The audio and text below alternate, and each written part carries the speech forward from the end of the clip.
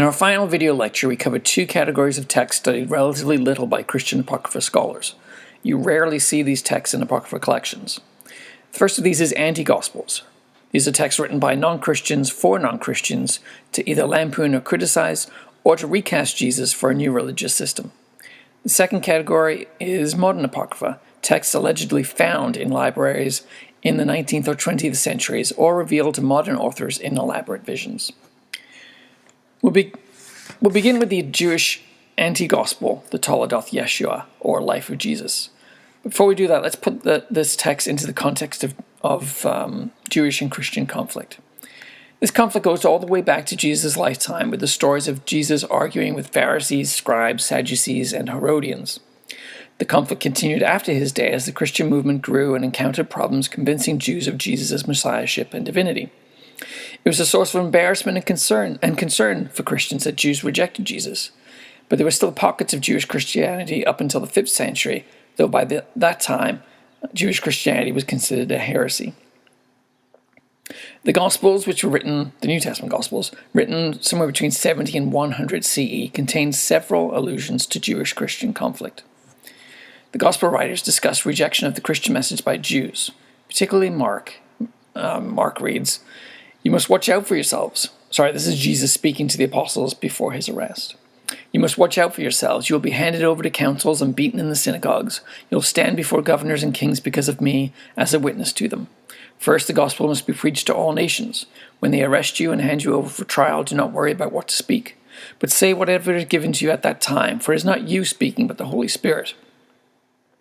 Brother will hand over brother to death, and a father his child. Children will rise against parents and have them put to death. You will be hated by everyone because of my name, but the one who endures to the end will be saved." So Mark has Jesus allude here to events going on in his own time around the year 70, where it seems to be that Christians are being pushed out of the synagogues by Jews and encountering persecution by Romans as well. John has something similar. He tells the story of the parents of a blind man who are healed by Jesus, and this man is brought before the leaders for questioning. And it says in the text, "His parents said these things because they were afraid of the Jewish religious leaders, for the Jewish leaders had already agreed that anyone who confessed Jesus to be the Christ would be put out of the synagogue. For this reason, his parents said, 'He is a mature adult, ask him.'" Let's move on over to Luke Acts. These two texts feature numerous stories of Jewish persecution of Christians, including the execution of Stephen, of James the son of Zebedee, James the brother of Jesus, the arrest of Peter, and persecution by and on Paul. The Gospel of Matthew contains two examples of anti-Christian slanders by Jews. The first is in his genealogy, which alludes to genealogy of Jesus, which alludes to 4 women of questionable moral virtue: Tamar, Rahab, Bathsheba, the wife of Uriah, and Ruth. Tamar tricks her father-in-law into giving her a child by pretending to be a prostitute. Rahab was a prostitute who helped with the conquest with Canaan. Uriah's wife was an adulteress with David, and between her and David had Solomon as their son. And Ruth is the mother of David, but she was a Moabite who sired him by seducing David's father, Boaz. So all 4 of these are unions which may be scandalous to outsiders, but continue the line of the Messiah. By including these women, Matthew is preparing his readers for another scandalous birth. Perhaps this is Matthew's way of responding to anti-Christian polemic in his own day, a counter to the claim that Jesus' birth was irregular in some way. Matthew has a more explicit response to Jewish slander in the empty tomb story of his gospel. After it is revealed that Jesus' body is missing, Matthew includes this detail. It says, "While they were going, some of the guard went into the city and told the chief priests everything that had happened. After they had assembled with the elders and formed a plan, they gave a large sum of money to the soldiers, telling them, 'You are to say his disciples came at night and stole his body while we were asleep. If this matter is heard before the governor, we will satisfy him and keep you out of trouble.' So they took the money and did as they were instructed, and this story is told among the Jews to this day." Finally, all 3 synoptic Gospels, Matthew, Mark, and Luke, contain a conflict story in which Jesus is said to have been possessed by a demon. It says, "The experts in the law who came down from Jerusalem said, 'He is possessed by Beelzebul, and by the ruler of demons he casts out demons.'" Now, Christians did fight back against these slanders, even within the Gospels. So at the trial of Jesus, for example, Matthew has the Jews shout out, "Let his blood be on us and on our children." And John has Jesus call his Jewish enemies children of the devil. Outside the Gospels, we have the letters of Paul, many of which contain arguments against Judaizers. And these are Christian preachers who come to Paul's communities, urging them to adopt aspects of the Jewish law, such as circumcision and dietary rules. Paul is quite nasty in his response to these preachers, because he tells his communities that they do not have to follow any aspects of the law. Now keep in mind that almost all of these examples are intra-Jewish conflict. They are one group of Jews fighting against another group of Jews. In the New Testament text, Christianity is not yet fully separated from Judaism, but when these texts are read in a Christian context, nowadays, and for centuries now, they form the basis for Christian persecution of Jews, who are seen at best as stubborn for refusing to believe in Jesus as the Son of God, and at worst, God-killers. Christian and Jewish conflict continued into the 2nd century. We have numerous examples of what is called adversus Judaeos literature, which depict fictional debates in which a Christian tries to convince a Jew that Jesus is the Messiah. The debates end with the Jew's conversion, but it's unlikely that a Jew would be convinced by the arguments. A variation of this form is found in Origen's Contra Celsus. We talked about this a little bit with the Gospel of James, but let me just remind you about it. So around 170, a Roman writer named Celsus wrote an attack on Christianity called The True Doctrine. We no longer have a copy of this text, but we have Origen's refutation of it about 50 or so years later, which gives us a good sense of its contents. Celsus puts his criticisms of Christianity in the mouth of a Jewish intellectual. It's possible that Celsus obtained his ideas from contemporary Jewish slanders as well. Among the things his Jewish intellectual says are that Jesus came from a Jewish village and a poor country woman who earned her living spinning was his mother. Jesus' father is a Roman soldier named Pantera, and the mother is driven out by her husband and accused of adultery. She gives birth to Jesus in secrecy. And later Jesus learns magic in Egypt. So again, his abilities are attributed to magic, not miracle. Some of these same slanders appear in rabbinic literature, showing that Celsus's ideas are likely derived from a Jewish environment. By rabbinic literature, I mean the Mishnah, which is a compilation of oral law compiled by the Pharisees early in the 3rd century, and the Talmud, which is a line-by-line commentary on the Mishnah. 2 versions of the Talmud were created, one from Palestine, one from Babylon. Only the tiniest portion of the Talmud may refer to Christianity in any definite way. Only in the Babylonian version, too, and this is perhaps because it was compiled in a non-Christian land and is thus less likely to have been censored. There's only one reference that can be in the Mishnah that can be related to Christianity with reliability, and this may come from the 2nd century, so it could be quite early. And it reads, "On the eve of Passover, Yeshu was hanged. For 40 days before the execution took place, a herald went forth and cried, 'He is going forth to be stoned, because he has practiced sorcery and enticed Israel to apostasy. Anyone who can say anything in his favor, let him come forward and plead on his behalf.' But since nothing was brought forward in his favor, he was hanged on the eve of Passover." Ulla reported, "Do you suppose that he was one for whom a defense could be made? Was he not a mesith, or enticer? Concerning him, Scripture says, 'Neither shalt thou spare, neither shalt thou conceal him.' With Yeshu, however, it was different, for he was connected with the government for royalty," meaning he was influential. "Our rabbis taught Yeshu had 5 disciples, Mathai, Nakai, Nezer, Buni, and Toda." So you can see some connections here with Jesus' death and hangover, being hung, probably meaning hung on a tree, practiced sorcery, enticed Israel to apostasy, making people have different views. Talks about disciples, but other things seem a little off. So it's not exactly clear. It is Jesus, but certainly kind of looks like Jesus. Several passages dealing with the treatment of heresy have also been suggested as possible allusions to Jesus, even though his name is not present.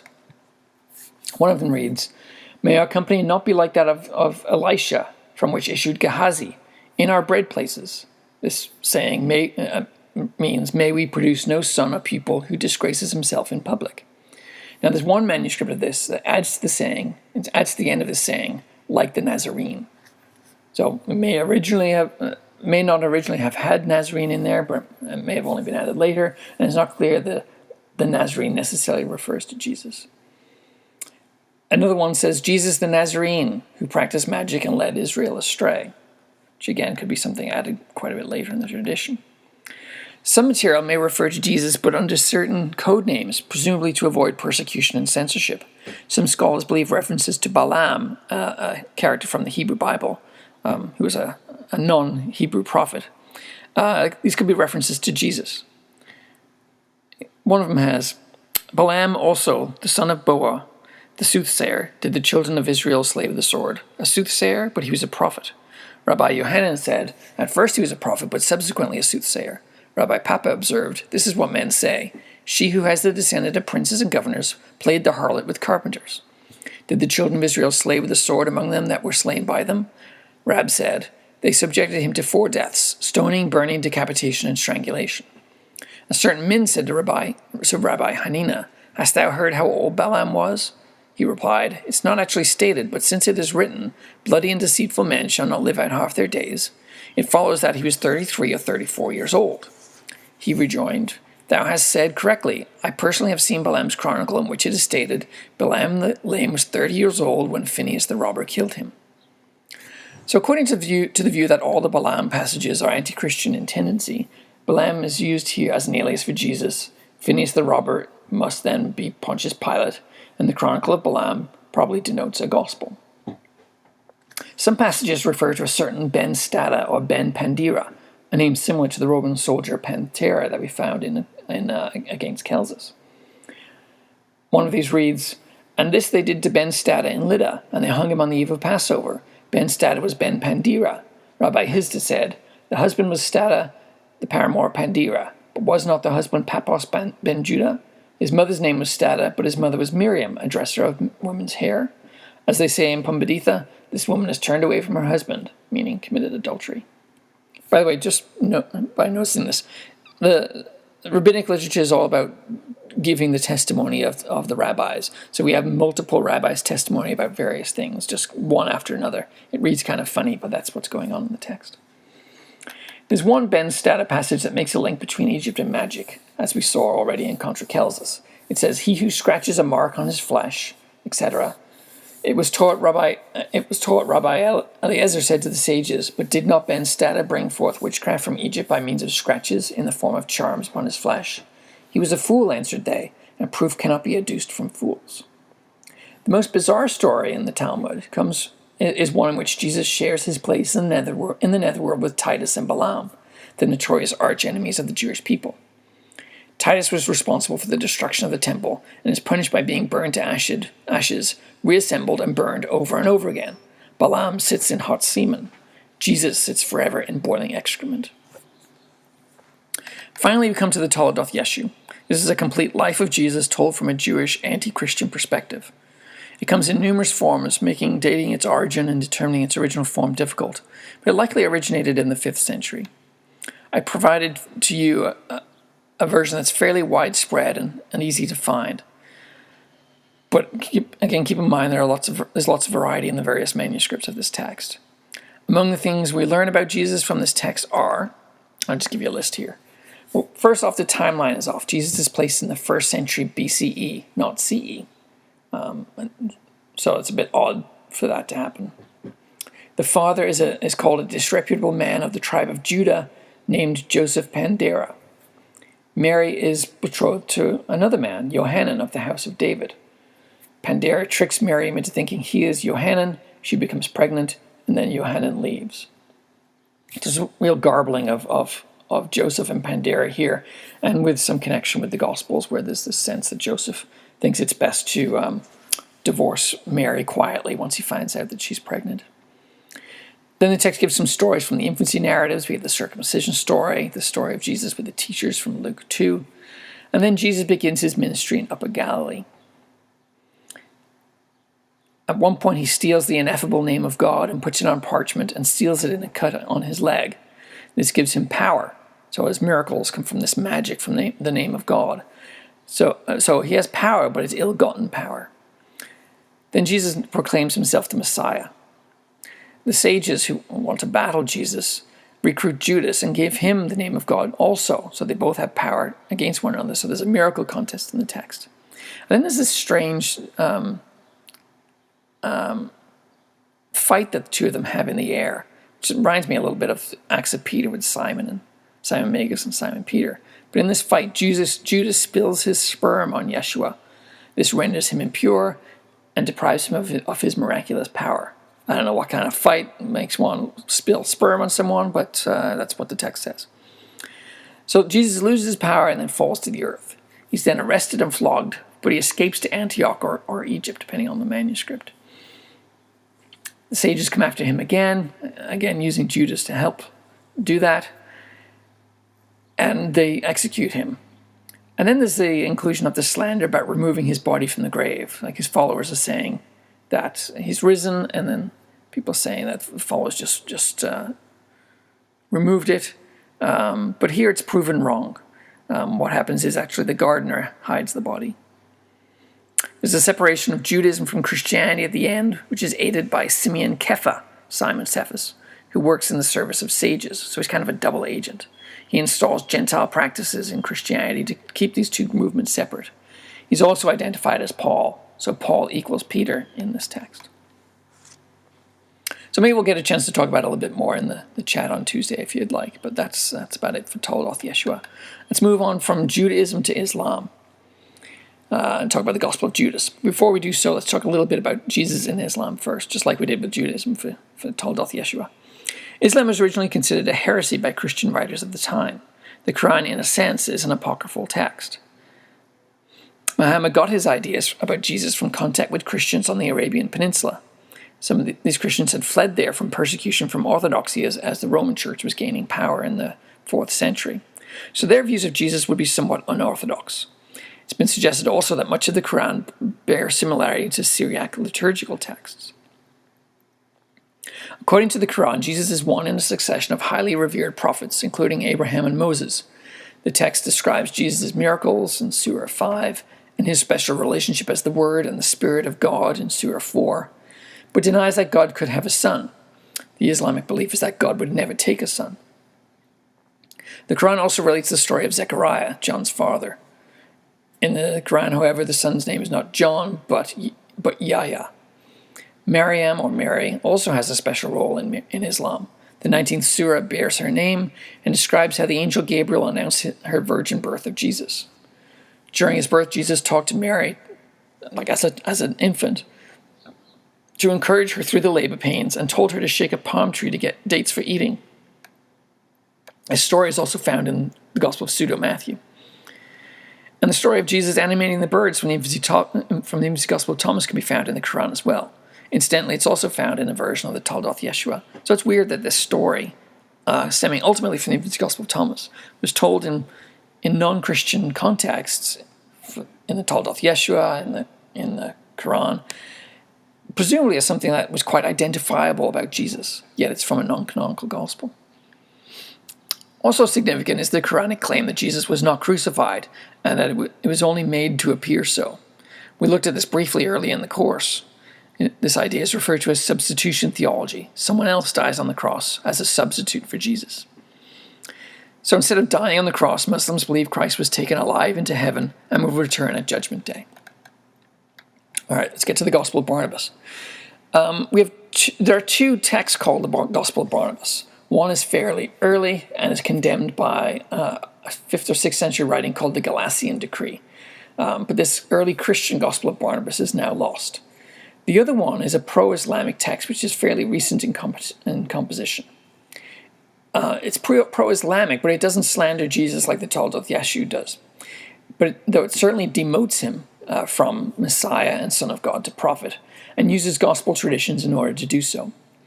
We have two copies of this text, one in Italian dating to the 16th century, and one in Spanish from the 18th century, though it's a copy of an earlier manuscript from the 16th century. It was first published in 1907 officially, though people knew about it a few centuries earlier. It was likely originally composed in Spanish, though early scholars thought that it was likely composed in Arabic and then translated, but that does not seem to be the case. It was probably written by a Morisco. This is a Muslim who was forcibly baptized but remained a Muslim. The Gospel of Barnabas has made a bit of an impact in the news recently because of a manuscript that was found by Turkish police that was confiscated from smugglers in the year 2000. The manuscript was the subject of media coverage in 2012 when curiosity about it was sparked by the Vatican's reported interest in examining it. Here's an article about it which proclaims 1,500-year-old Syriac Bible found in Ankara, Turkey. Vatican in shock. Here's a close-up of the manuscript here. You may notice some peculiarities about it. For one, it's in Syriac, a language somewhat like Hebrew, and the writing is in gold, presumably to really offset it against the very dark brown leather of the manuscript pages. Another newspaper talking about this, the Latin Times, proclaimed, 1,500-year-old Bible discovered in Turkey indicates Jesus Christ was not crucified. So from these kinds of statements, some speculated that the text was the Gospel of Barnabas, which people knew quite a bit about. But it turns out that it's a copy of the Gospel of Matthew and is likely a forgery. So I only mention this in the context of the Gospel of Barnabas because people have talked about it in context of this text. Now the leather here also looks like it's from a couch or a jacket run through the wash a few times. So it's pretty clear forgery just by looking at the materials. We don't have texts from antiquity that look like this. So these news reports seem to have been due to Islamic apologists who accept freelance work in newspapers. And in this connection, the Gospel of Barnabas is still used today by Muslims to prove that Jesus was a prophet who predicted the coming of Muhammad. So if you look online and Google Gospel of Barnabas, you'll see quite a few sites which proclaim this text as being the true original gospel and that it's authentic, but it does not appear to be so. I gave you some portions of the text to give you a sense of its claims, but let me put these into the larger narrative. The text is a combination of canonical and non-canonical traditions that recast Jesus as a prophet in the Islamic tradition. The story is told by Barnabas, a companion of Paul in Acts, but cast here as one of the 12 apostles. He replaces Simon the Canaanian, or also known as Simon the Zealot, in the list that we find in the New Testament Gospels. The Gospel begins with a harmony of the canonical infancy narratives, running from chapters 1 to 9, with some omissions. So there's no account of the birth of John. In fact, John doesn't appear in this text at all. So we don't get also the account of the baptism, nor of John's imprisonment and death. It's as if John the Baptist never existed. There's also no presentation in the temple at when Jesus was circumcised. Changes are made also in the Christology of the text. In the twin annunciations to Mary and Joseph, the angel Gabriel tells the parents that Jesus will be a prophet, and that he must be kept from wine and strong drink and unclean meat. And in the story of Jesus at 12 years old, Jesus tells his parents that service to God comes before father and mother. The second portion of the text details Jesus' adult ministry. This is the largest chunk of the text. It runs from chapters 10 to 199. The ministry begins with Jesus at the age of 30, visited by Gabriel, who presents him with a mirror and a book that descends into the heart of Jesus, providing him with all of the necessary knowledge for his mission. The author states at this point that Gabriel told him that every prophet and every prophecy came from that book. With this knowledge, Jesus leaves home and fully dedicates himself to his prophetic office. Again, the canonical Gospels are harmonized, and a number of key stories and teachings are recognizable, such as the temptation, the wedding at Cana, the Lord's Prayer, etc. There's plenty of new material in the text also, including protracted teaching cycles on hell, on paradise, on Judgment Day. There are retellings of the fall of Satan and the fall of humanity, teachings based on Hebrew Bible texts and figures, particularly Abraham, who's very important in Islam, and two long tales, one a discourse with a scribe, and another where Jesus is confronted about his identity by the chief priest, Pilate, Herod, and an army.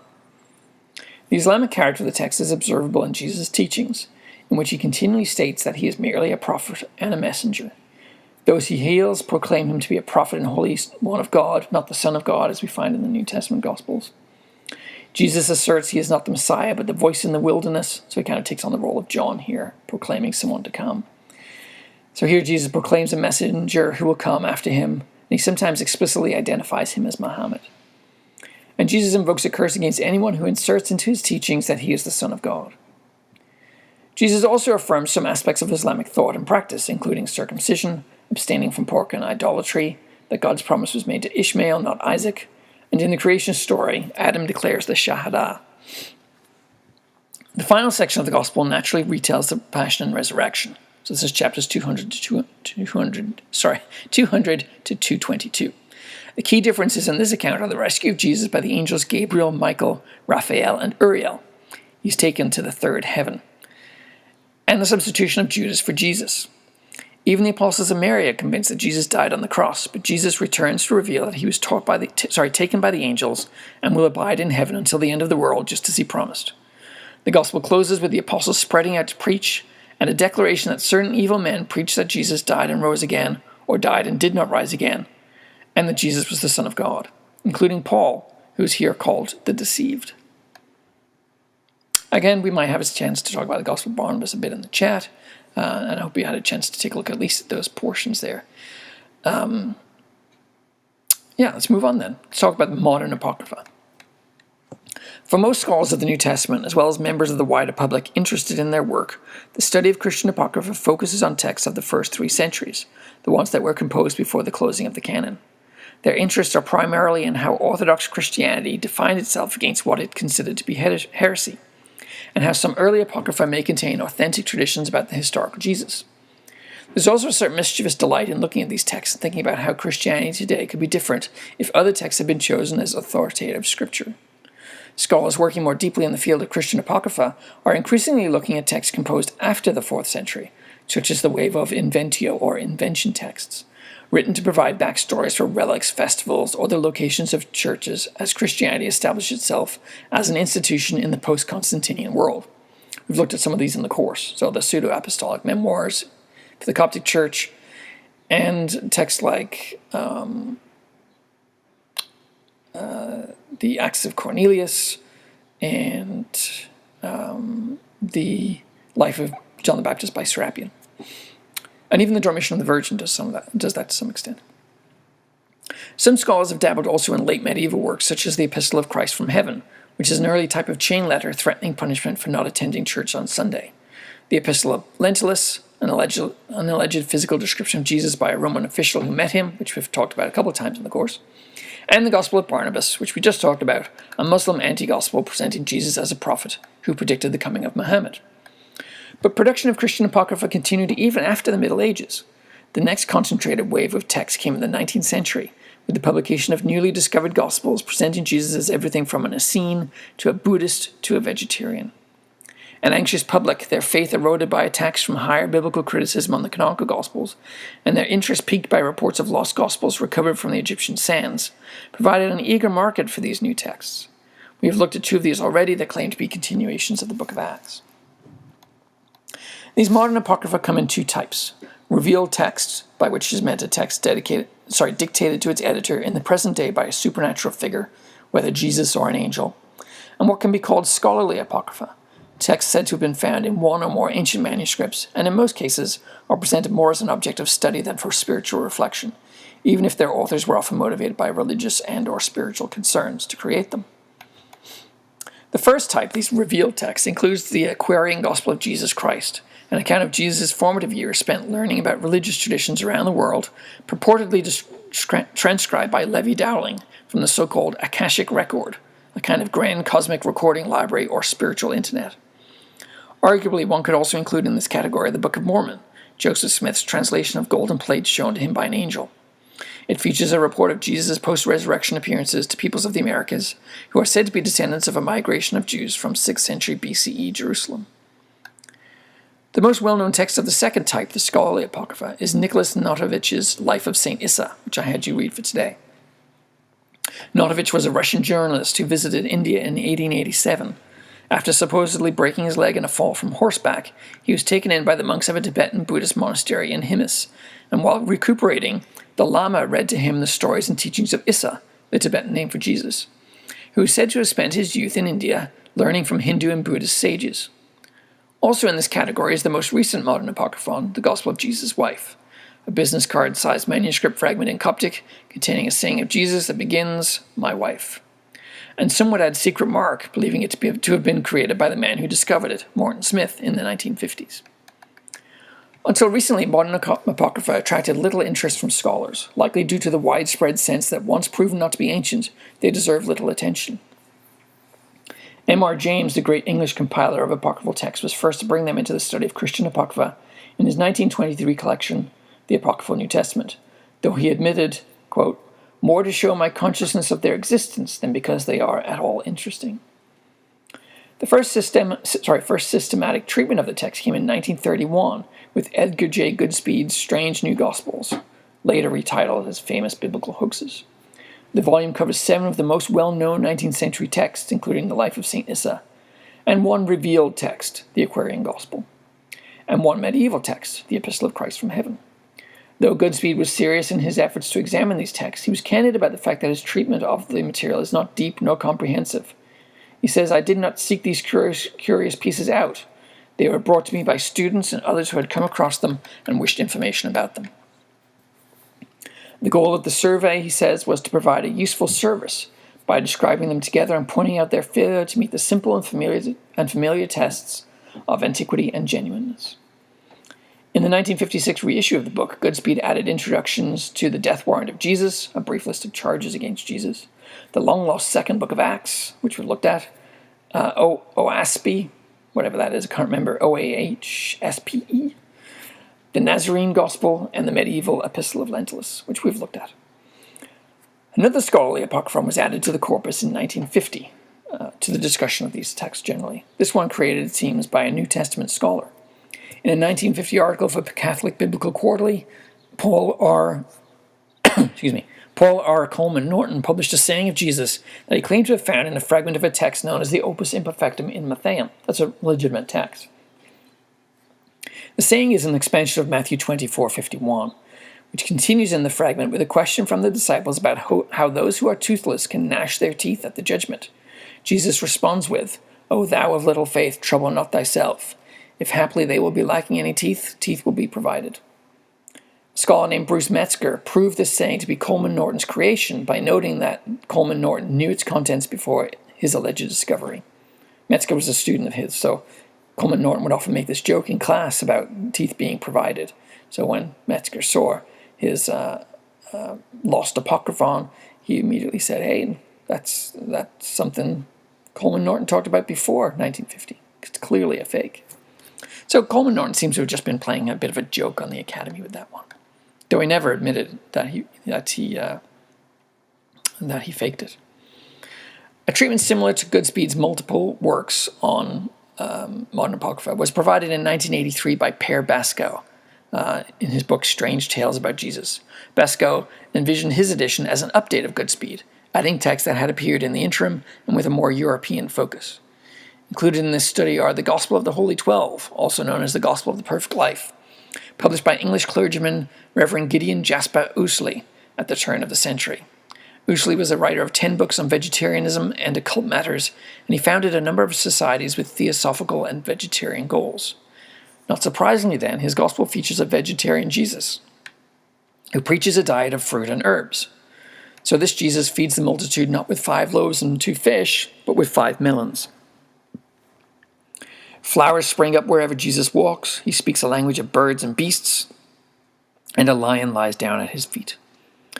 Ousley claimed his text was an Aramaic gospel, older and more authentic than those of the New Testament. Of course it was. Also included is the Essene Gospel of Peace by Edmond Bordeaux Seckley from 1937.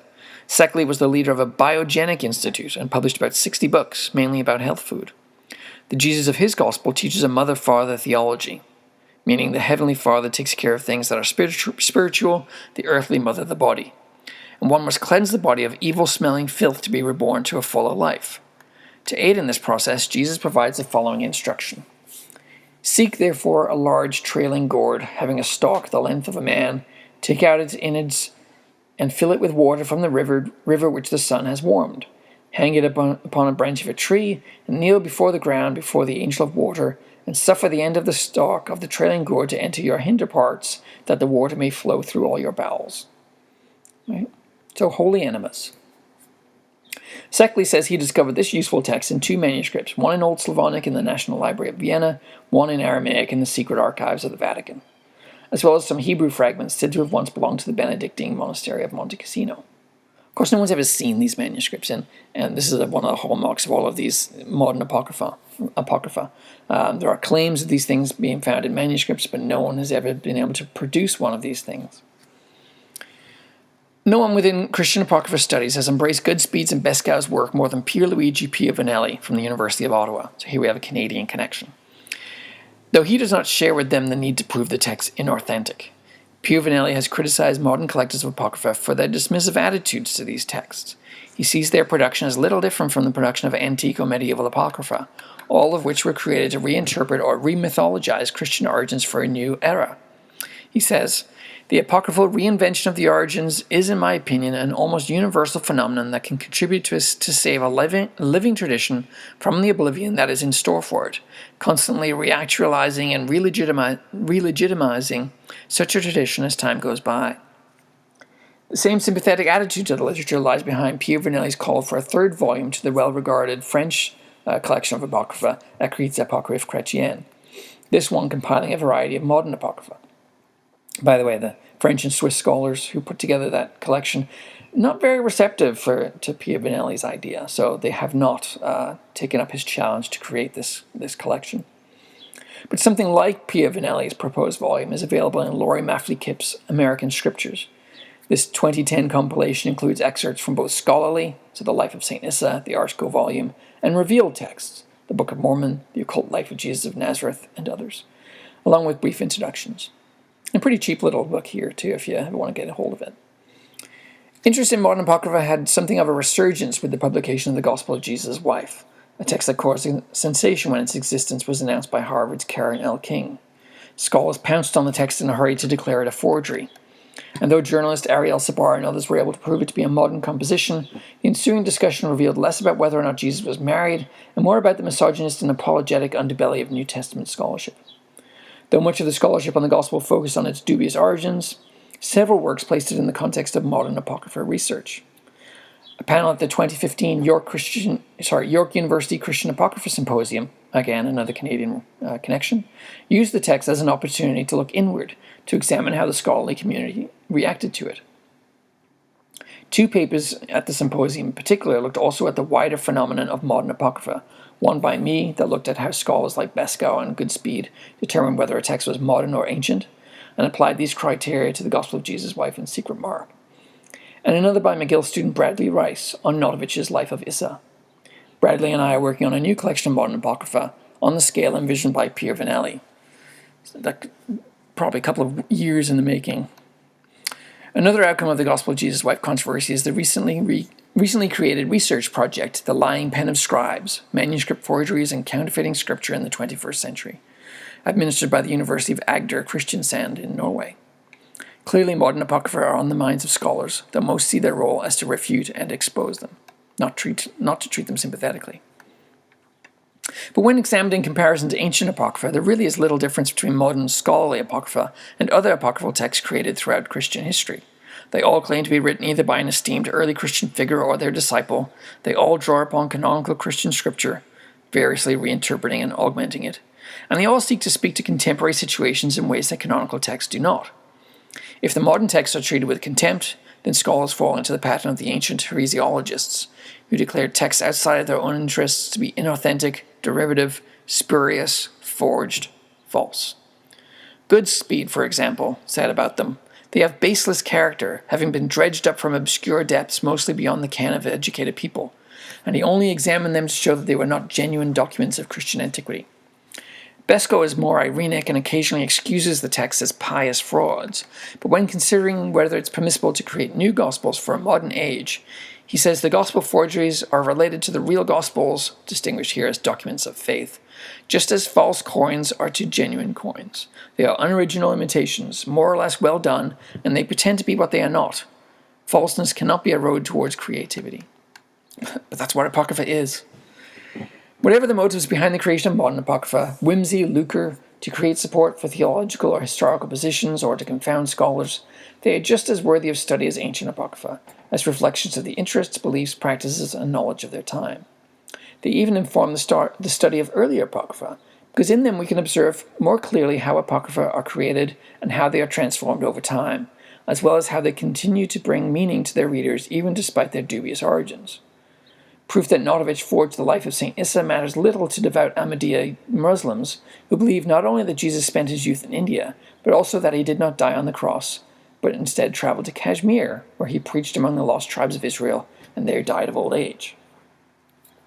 Similarly, the Gospel of Jesus' Wife, though proven to be a forgery, is still worthy of studies as a text reflecting the needs of a community that considers the notion of a married Jesus meaningful, be it because it appears to make him more human, or because it seems to elevate the role of women in the church.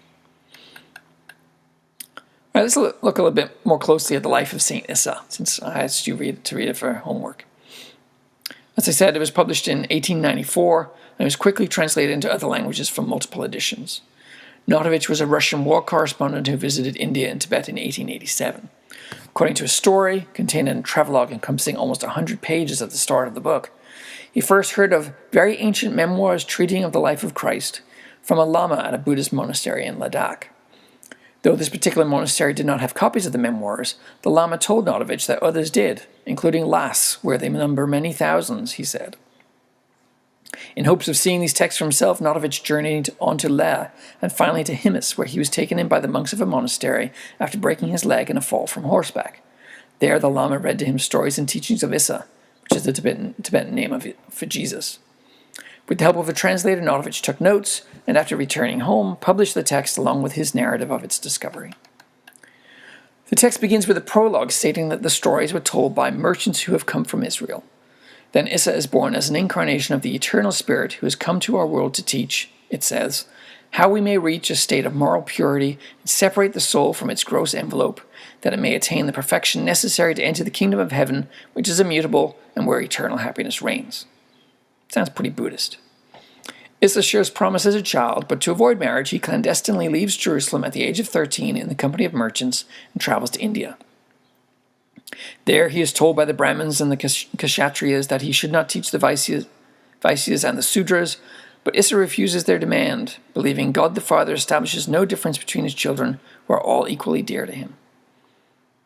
So they think he's not the right person to teach this material, but he says, I'm going to teach it anyway.